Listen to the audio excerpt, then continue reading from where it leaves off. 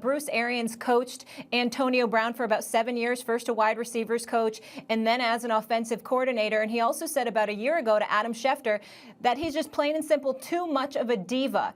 Do you think Antonio Brown's future is done in the NFL? I wouldn't say done, but it's in grave jeopardy, and it should be. First, let me give props to my man Brandon Tierney. That was one of the voices that you heard, him with Tiki Barber. They do a great job on CBS Radio. That's my brother right there, Brandon Tierney. Great job on his part. Let me say this. Antonio Brown's future is in grave jeopardy because he can't be trusted.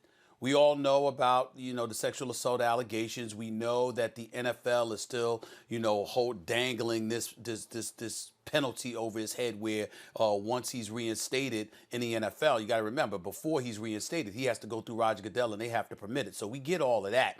Anybody who picks him up has to deal with the reality that a suspension is waiting once Antonio Brown decides to land with a particular team. But this is why his future is in grave jeopardy. He cannot be trusted. It's just that simple. He threw Ben Roethlisberger under the bus. He threw Juju Smith-Schuster under the bus by revealing DMs on Instagram or wherever it was that Juju Smith-Schuster sent to him privately, looking at Antonio Brown like a mentor, and he was betrayed by Antonio Brown. Okay? He goes to Oakland. He stands up John Gruden. He calls Mike Mayock out of his name in front of an abundance of people, basically, clearly and flagrantly insubordinate.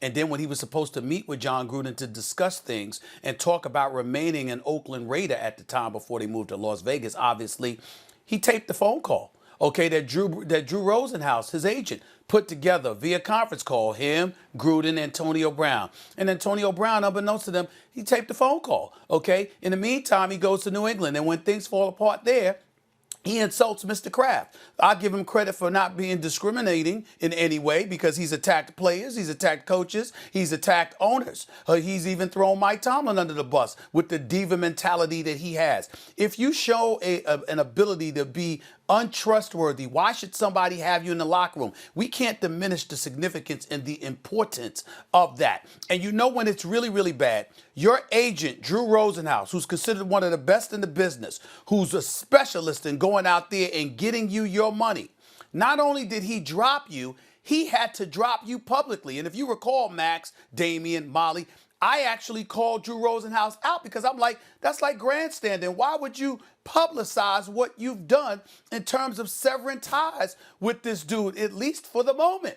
And then when you talk to sources in the industry, they're telling you that Drew Rosenhaus saying, I had no choice because this guy would tape your calls and you don't know what he'll do with it. So your own agent who's out there to get you money couldn't trust you enough to be quiet and keep private conversations private. And my last point is this. Here's all anybody needs to know, and this is going to put a smile on Max's face because Max knows exactly where I'm going with this.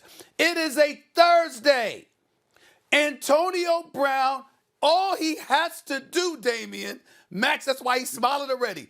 All he has to do is shut the hell up until Tuesday morning. It's Thursday. It's Thursday. You shut up until Tuesday, and $29.125 million is guaranteed. And the man couldn't shut up. All you have to do is shut up. That's all you have to do. Now, if you can't be trusted enough to be quiet for 4 days to guarantee yourself $29.125 million, how can anybody trust you? There's no way in hell. That's why Bruce Arians is right. There is no doubt about it, and I got no problem saying it. He's self-destructive, so of course he'd be team destructive. He does things that he thinks put him in a good light, like posting on social media his interaction with the police and his baby's mother, thinking that puts him in a good light. Like the exchange he had with Juju Smith-Schuster, where Schuster comes off like a man. And Antonio Brown comes off petty and thinking, and Antonio's the one who puts it out there, thinking it puts him in a good light. His view of reality is distorted, oftentimes self-destructive. So of course he could be destructive to a team. And here's the issue, I think, when you say trust Stephen A., because we're more or less on the same page as this. I would lean more toward he does have a future in the NFL. But this is what's going to happen. he's going to have to change.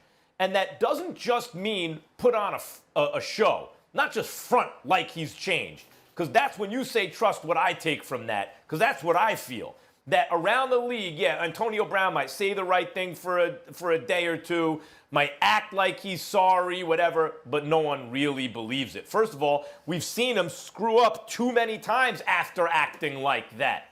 Secondly, we all have experience in our own lives. Maybe it even happened to us where you change your behavior, or maybe you have a kid who changes their behavior off of a punishment or the threat of a punishment, or seems as though they've actually changed, but as soon as they feel like they have the upper hand again and have some leverage, in fact, the bad behavior comes right back out. And so Antonio Brown just can't just front for everyone. I think if he wants a future in the NFL, he has to really look at himself and think, okay, this ain't working.